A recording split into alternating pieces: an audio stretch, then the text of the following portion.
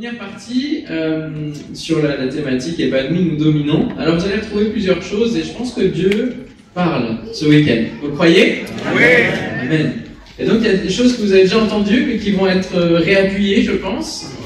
On n'était pas là hier soir, on a entendu parler de jardin, de vigne. Et j'aimerais avec vous quelques temps juste voir justement la partie du jardin, l'image du jardin pour le couple. Et en tout cas, je vous remercie déjà pour la sollicitation, pour pouvoir venir et participer avec vous à ce séminaire. C'est une grande joie vraiment de pouvoir être avec vous et on a répondu à l'appel oui, parce qu'on croit que le couple est un projet divin et surtout dans la période que l'on vit, celle de la fin des temps, c'est vraiment un enjeu, c'est un défi. Et nous allons briller par nos couples. Parce que nous allons faire la différence entre celui qui honore Dieu et celui qui ne l'honore pas. Nous allons briller par la durabilité de nos couples. Alléluia. Amen. Donc, on croit que, alors que le diviseur agit de plus en plus et abat ses dernières cartes, nous allons tenir bon et dominer et s'épanouir de plus en plus. Comment trouver l'épanouissement en couple ? Vous allez voir une grande partie qui concerne donc la sexualité parce qu'elle prend une part importante dans la concrétisation de l'union de deux êtres qui se sont engagés l'un envers l'autre. Mais la sexualité est la continuité de tout ce qui se passe au niveau spirituel. Il y a énormément de principes spirituels qui se déclinent aussi jusque dans la sexualité. L'épanouissement, on l'a entendu, et je le rappelle, il doit être d'abord avec Dieu. Si tout est en paix avec Dieu, si on est en harmonie avec Dieu, alors nous avons les clés pour vivre l'épanouissement dans notre couple. Si Dieu n'est plus à sa place dans notre vie, forcément, ça se met à dysfonctionner de manière très, très automatique au niveau des conséquences. Premier élément, j'ai 3 éléments. Premier élément, le cadre de l'épanouissement, c'est le jardin. On a entendu parler ce matin, les versets ont été cités de Genèse. Le jardin, c'est le cadre que Dieu a donné. C'était pas le monde entier, il y avait un jardin bien défini, le jardin d'Éden, bien défini avec un cadre et un espace délimité pour entretenir ce jardin. Et dans la sexualité, il y a aussi une image que l'on entend dans le Cantique des Cantiques, au chapitre 4, qui dit « Tu es un jardin bien clos », pour parler de la bien-aimée. « Ô toi, ma sœur, ma fiancée, tu es une source close, une fontaine scellée. » Vous voyez, il y a un cadre, il y a des limites. Et tant que le mariage n'est pas officialisé, le jardin est clos. C'est quelque chose de bien cadré. Tes pousses sont un jardin de grenadiers aux fruits les meilleurs. On y trouve réunis du henné, du nard et safran, roseaux aromatiques, cinnamome, toutes sortes d'arbres à encens, myrrhe et aloès, tous les principaux aromates. Notre couple est appelé à exhaler des parfums. Est-ce que votre couple sent bon, a une bonne odeur? On parle de la bonne odeur de Christ. Est-ce qu'il y a toute la bonne odeur aussi de l'amour qu'il y a entre vous deux? Tu es la source des jardins, un puits d'eau vive qui coule du Liban. Nous retrouvons dans la symbolique du Cantique des Cantiques la relation que le mari devrait avoir avec son épouse. Avant le mariage et puis après le mariage. Comparer une mariée à un jardin bien clos nous rappelle véritablement le cadre de la sexualité selon Dieu. Il y a un cadre, c'est pas n'importe comment, on ne fait pas les choses n'importe comment et dans n'importe quel ordre, il y a un ordre. Et elle se fait, cette sexualité à deux se pratique dans le cadre du mariage. Elle doit être entretenue à la manière d'un jardin. Est-ce que mes frères, vous aviez vu votre épouse comme étant un jardin à entretenir, à faire fleurir, dont il faut prendre soin? Cantique des Cantiques, chapitre 5. J'entre dans mon jardin, ma sœur, ma fiancée. Je cueille ma myrrhe avec mes aromates, je mange mon rayon de miel avec mon miel, je bois mon vin avec mon lait. Enivrez-vous d'amour. Il y a plein de prévenances, d'attention, de poésie, d'amour, et c'est vrai que j'aime beaucoup les mots, mais il y a énormément de poésie dans ce texte. Mais s'ils avaient dû écrire les choses très crûment, vous avez plusieurs images qui évoquent les seins, qui évoquent les formes, qui évoquent le corps.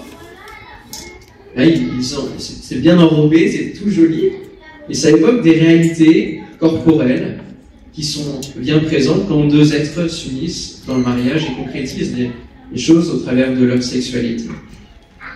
Quand nous prenons soin de notre relation de couple, c'est comme un paradis. Éden, c'est ce qu'on appelle un paradis terrestre. Et le mot utilisé pour parler de jardin de grenadier ici, c'est pardek, qui avait une origine persane. Et dans cette langue, pardek, c'était un parc planté d'arbres dans un climat brûlant. Et en fait, tous ces arbres-là, ils donnaient de l'ombre, ils donnaient de la fraîcheur. Parce que en Perse, déjà il fait très chaud actuellement, mais il faisait déjà chaud. Et donc c'est un paradis, c'est là où on trouve de la fraîcheur. On a lu, il y a un puits qui est là. Il y a de l'eau, il y a quelque chose qui vit. Et nous sommes, en tant que couple, appelés à être une oasis, en plein désert. Là où il y a de la fraîcheur, où il y a de l'ombre, où on peut se reposer. Et donc, paradek, ça amène le verbe grec paradeiso, et donc le mot paradis. Souvent, on a des pressions qui peuvent s'exercer sur notre couple. On a des pressions sociétales, professionnelles, relationnelles. On a plein de pressions qui veulent nous amener à faire des choses. Mais il faut avoir un jardin bien clos, bien délimité. Avoir des limites. Que l'on se donne l'un et l'autre par rapport à toutes ces pressions. Donc le cadre, c'est le jardin. C'est pour ça que j'ai mis le paradis. On se rappelle que notre couple soit un véritable paradis sur terre. Amen. Est-ce que c'est le cas? C'est la question. Ah, c'est bien. Il y en a qui répondent oui. Gloire à Dieu. Deuxième élément, qu'est-ce qu'il y a au milieu du paradis, du jardin d'Éden? Un arbre. Il y a des arbres, mais il y a un arbre bien particulier. Il y en a deux même, mais un bien particulier. L'arbre de vie, de la vie. Est-ce que vous avez un arbre de la vie au milieu de votre jardin? Cet arbre de la vie, c'est celui qu'on goûtera de nouveau quand on verra le Seigneur. Amen. On le retrouve dans l'Apocalypse, dans les derniers chapitres. Celui qui vaincra, je lui donnerai de l'arbre de la vie. Alléluia. Donc c'est la vie éternelle. Mais dans notre couple, c'est véritablement la présence de Dieu. Donc Dieu donne un cadre et il veut être là présent. Il veut régner au travers d'un arbre pour faire couler sa vie. Alléluia. Dieu au centre du jardin. Dieu, son amour au centre. Dieu et son esprit au centre, qui va nous donner de développer toutes les composantes d'un fruit, le fruit de... Amen. Le fruit de l'esprit. Et quand on regarde un peu plus précisément, et je vais vous inviter à voir cela quelques instants, chacun des composantes du fruit de l'esprit, parce que c'est un seul fruit, c'est pas plusieurs, on ne choisit pas, d'accord, les 9 composantes, eh bien on a des choses intéressantes concernant la relation de couple. Il y a l'épanouissement de la fleur, et cette fleur doit amener ensuite à l'existence d'un fruit, doit amener du résultat, du fruit que tout le monde, même tout autour, va pouvoir quelque part goûter, voir, constater. Et si vous portez ce fruit en vous, eh bien vous marchez dans la voie de l'épanouissement avec votre conjoint, avec tous ceux qui vous entourent. L'amour, premièrement, bien sûr, avec pour référence 1 Corinthiens 13. Et je vous invite, s'il y a, donc on a entendu qu'il y avait des fiancés, faites une étude poussée de 1 Corinthiens 13. Puis même ceux qui ont 25 ans de mariage, 43 ans de mariage, faites une étude poussée régulièrement de 1 Corinthiens 13. Ça nous remet les pendules à l'heure. L'amour excuse tout. L'amour supporte tout. L'amour ne soupçonne pas le mal. Et combien il y a des raisons et des occasions parfois de soupçonner, de se mettre à ne plus pouvoir supporter. Non, l'amour de Dieu qui va couler dans nos vies va nous amener à toutes ces choses, à tous ces éléments. Il y a un gros travail à faire, à mettre en pratique déjà rien qu'avec cette notion de l'amour. C'est juste la base. C'est la base. Comment aller jusqu'à une sexualité épanouie et durable s'il n'y a pas une culture de l'amour? Ce n'est pas possible. On a entendu cet autre élément, la joie, ce matin. Ne laissons rien éteindre notre joie. Amen. Ne laissons rien éteindre notre joie. C'est un état d'esprit qui doit se retrouver dans notre foyer et qui doit se sentir quand on rentre chez vous. Alléluia. Et c'est le choix, finalement, va être un pilier dans votre intimité. Rire, ça va désacraliser, ça va vous amener parfois dans des moments peut-être un peu gênants à refaire redescendre la pression. Il ne s'agit pas de rire de l'autre, hein, bien sûr, parce que là on renverse la chose. Mais savoir que nous apprenons, que nous découvrons l'un l'autre, et tout cela sans pression justement. La joie, la paix. Maintenir la paix va demander des sacrifices, des brisements de l'orgueil, et on en sort grandi. N'ayez pas de relation, ne faites pas l'amour si vous n'êtes pas réconcilié d'une dispute qui a eu lieu quelques instants plus tôt. Parce qu'il est très important de régler les choses avant, de pouvoir verbaliser les choses et que la paix soit préservée dans l'intimité. Parce que finalement, ça va faire rentrer sinon la colère au sein de ce jardin. Donc ça amène des mauvaises choses dans le jardin. Quand vous avez un orage qui s'abat sur un jardin, c'est pas toujours bon, hein. Ça fait des dégâts plus qu'autre chose. Ne permettez pas à la colère d'entrer dans votre intimité. Il y a la maîtrise de soi, justement. C'est dans la continuité. Un grand travail là aussi. Et cela peut se vivre seulement si Dieu est au centre de notre vie et de notre couple. Cela nous permet de réagir sans céder à la précipitation, à l'interprétation rapide de choses que l'on aurait vues et interprétées mais qui ne sont pas la réalité.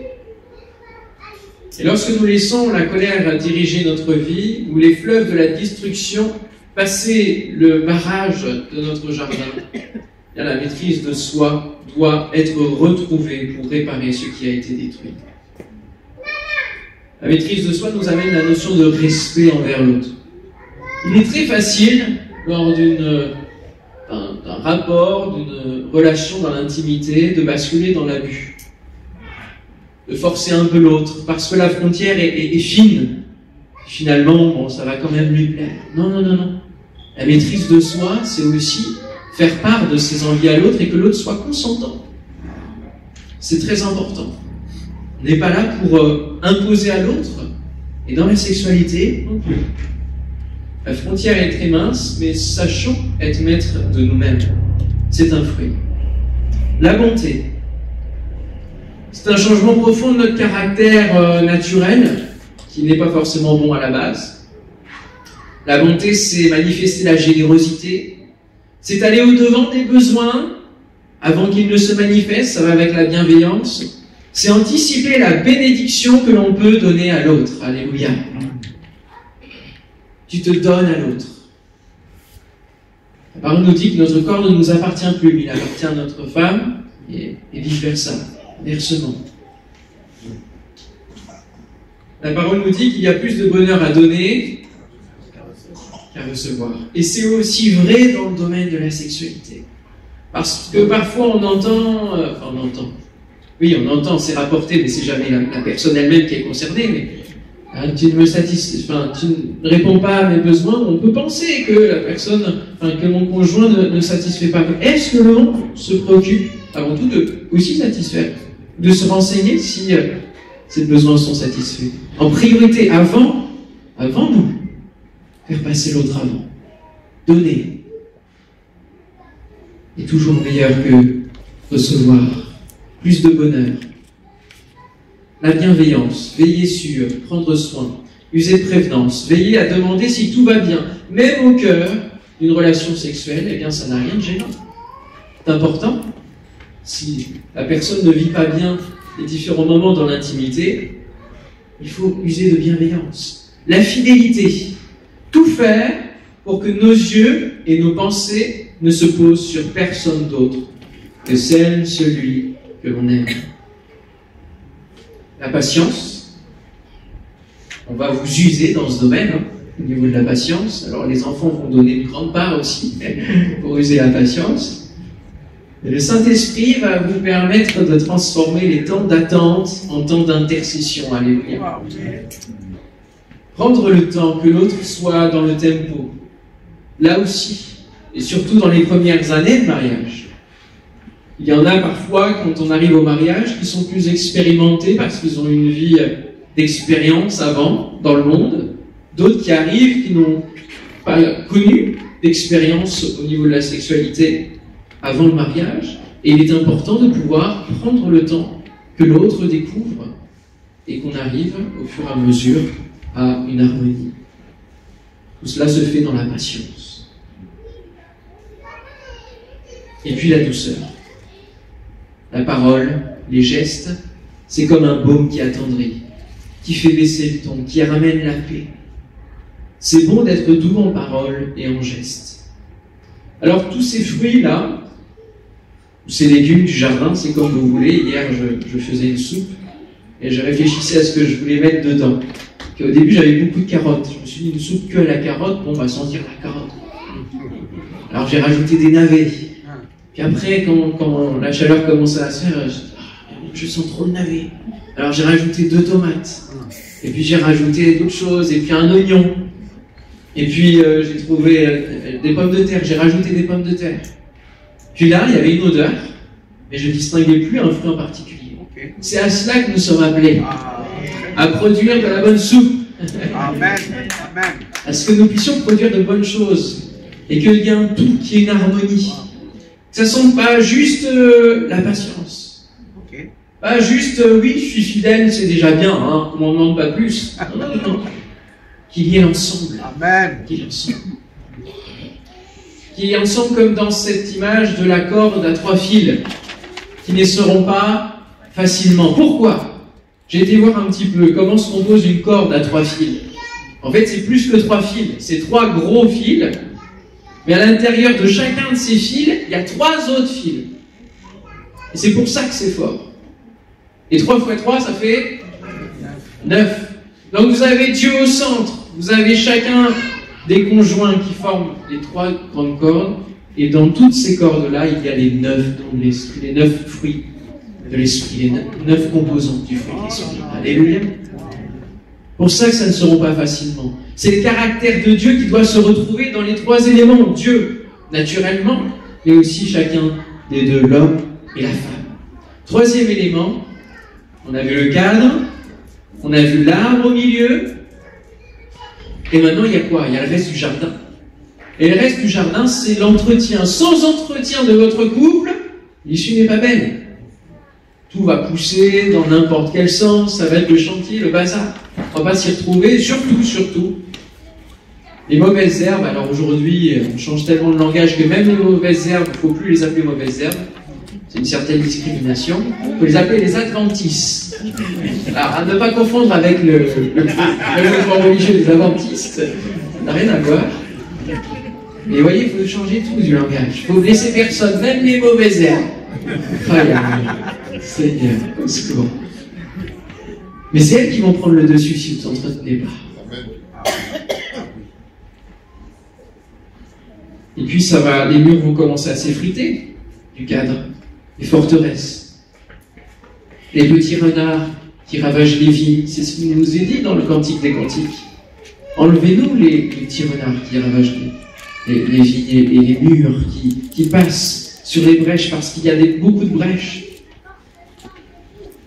Alors, entendez-vous dans une harmonie, on parle de cantique.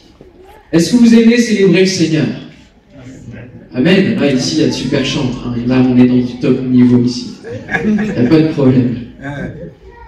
Et des fois, je regarde les stories aussi, et je vois tous ceux qui célèbrent, je vois l'amour que vous manifestez pour le Seigneur.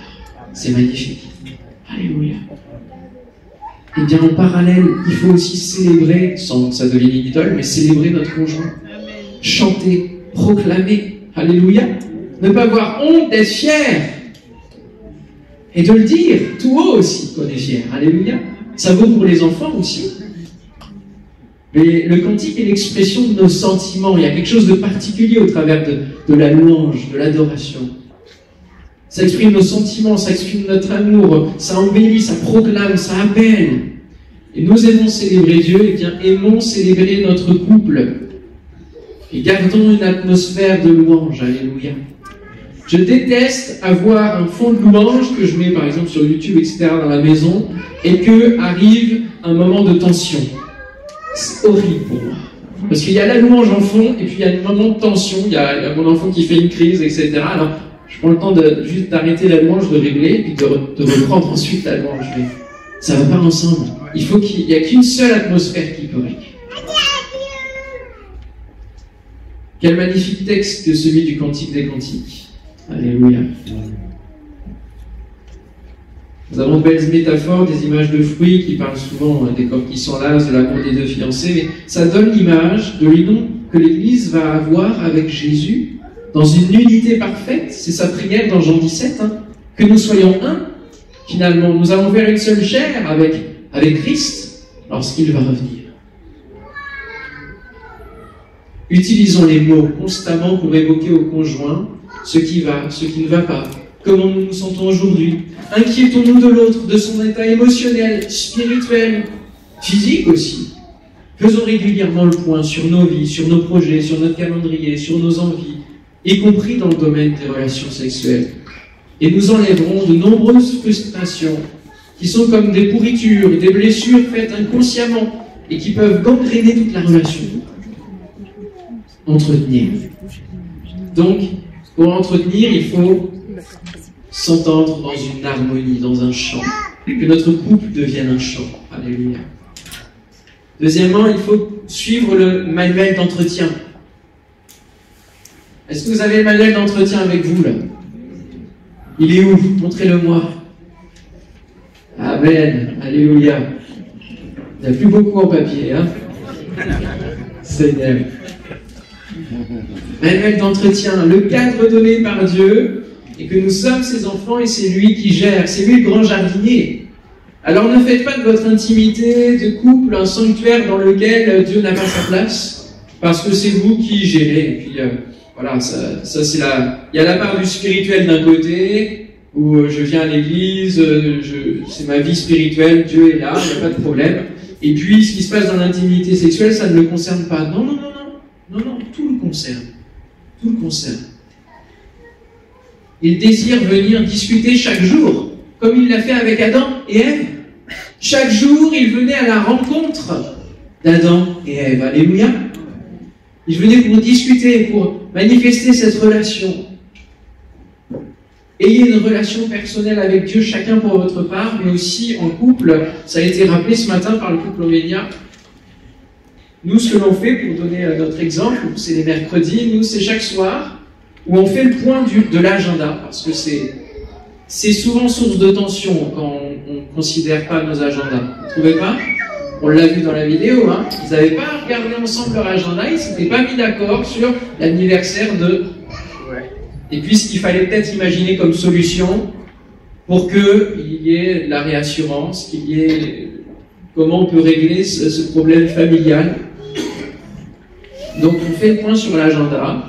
On lit donc on fait le bilan de la journée, on fait le bilan de la journée d'après, et puis après on lit le trésor quotidien, chez Biens et Bois, vous pouvez l'acheter, c'est un calendrier, une pensée très courte, mais voilà, pour nous donner une direction, on lit la parole, on prie ensemble.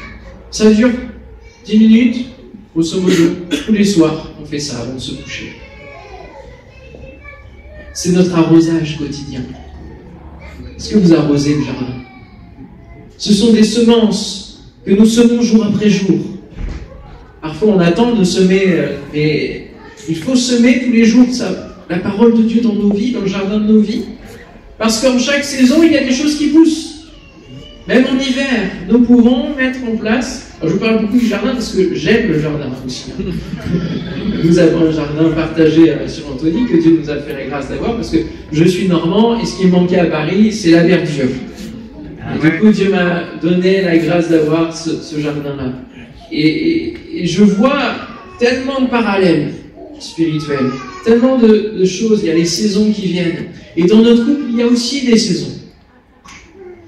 Et chaque saison va amener à se réinventer dans notre couple, à innover, à dire, bah tiens là, le printemps prochain, qu'est-ce qu'on va mettre à quel endroit? Parce que c'est très important à savoir, ne mettez jamais des tomates à l'endroit où il y en a eu l'année d'avant.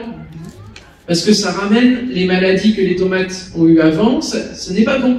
Donc il faut changer de place.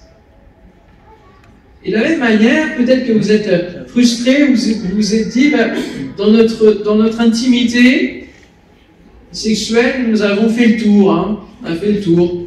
Mais non, chaque saison de couple va vous amener à innover aussi et à chercher de nouvelles manières de pouvoir se faire plaisir, de faire plaisir à l'autre.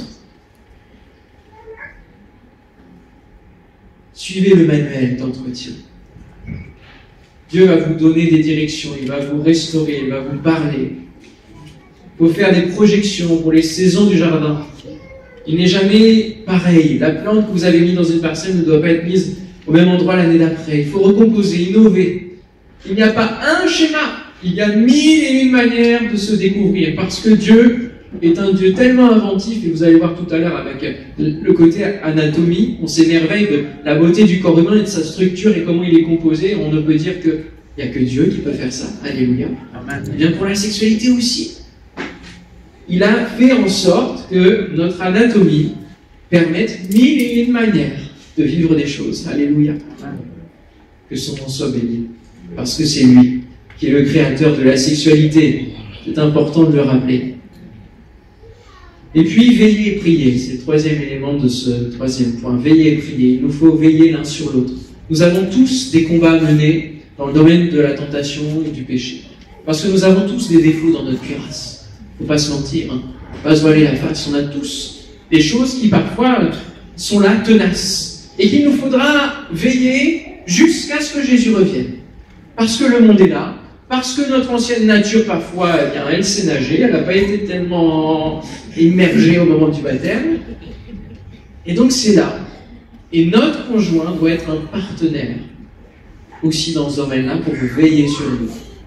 Pour régulièrement vous dire où est-ce que tu en es par rapport à ça. Est-ce que ça va? Est-ce que tu veux qu'on prie? Est-ce que tu veux qu'on en reparle? Veiller et prier. Pourquoi? Parce que, nous dit la parole, l'esprit est bien disposé, mais la chair est faible. Parlons de ces choses. Ne gardons rien pour nous. Dans le domaine du péché, nous n'avons pas de jardin secret.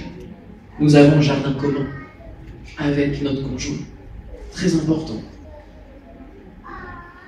Je ne dis pas par rapport au jardin secret qu'il faut surveiller ce qu'il y a dans le téléphone de l'autre, etc. On n'est pas là-dedans, on n'est pas dans la surveillance et de la jalousie à outrance. Non, c'est pas ça. On peut avoir nos parties où on se dit, tiens, je garde un peu d'argent pour faire un cadeau. Ça, c'est des choses qu'on ne va pas lui dire, bien sûr. Voyez. Mais dans le domaine du péché, dans le domaine de nos combats, n'ayons pas de jardin secret. En disant, je vais pouvoir gérer sans rien me dire. Non, ça ne marche pas. Et ça va être source, ça va éclater à un moment donné. Faisons le point de temps en temps sur les combats de chacun et prions afin que l'ennemi ne sème rien de mauvais dans notre jardin. Protégeons notre relation d'intimité face aux intrusions internes, personnelles ou externes. Cela demande d'entretenir nos yeux, notre langue, nos oreilles, notre corps à la gloire de Dieu. Et vous savez combien les réseaux et toutes ces habitudes que nous avons au quotidien peuvent nous amener rapidement à dériver, à regarder une petite vidéo comme ça. C'est pas de la pornographie, mais c'est un manga. C'est un manga qui raconte une histoire d'amour.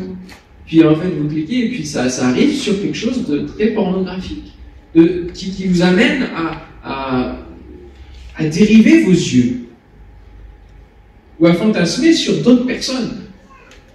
Ils ne sont pas du tout votre conjoint. Faisons attention.